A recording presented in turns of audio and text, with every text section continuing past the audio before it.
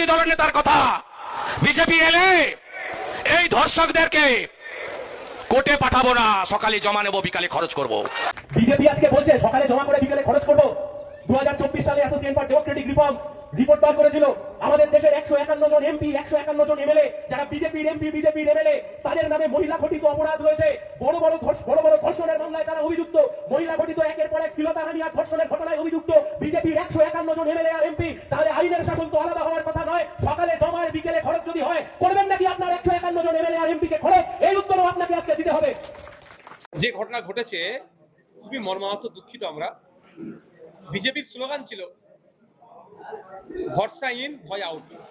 কিন্তু আমরা দেখছি 2 মাস হতে না হতেই পশ্চিমবাংলায় প্রায় 7 থেকে 8টা এই ধরনের ধর্ষণ মতো কেস দেখতে পাচ্ছি।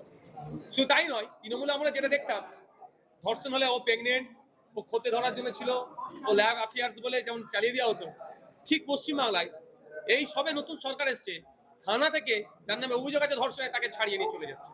এটা কিভাবে? এটা কোনোভাবে কাঙ্ক্ষিত নয়। কারণ বলেছিল সকালে ধরলে বিকালে খরচা হয়ে যাবে, এই ধরনের গল্প বলেছিল। কতটা কার্যকারী করে দেখি বিজেপি। দেখা যাচ্ছে তৃণমূল যেখানে সরকারি ছিল একটাও বিচার পাইয়ে দিতে পারেনি। এই সরকারের প্রতি এটা বড় চ্যালেঞ্জ সরকারের কাছে। যারা রাজ্যের মুখ্যমন্ত্রী শুভেন্দু অধিকারী মহাশয়ের কাছে একটা বড় চ্যালেঞ্জ, এই বারাইপুরের বিষয়টাকে তিনি কিভাবে দেখবেন, কিভাবে বিচার পাইয়ে দেবেন।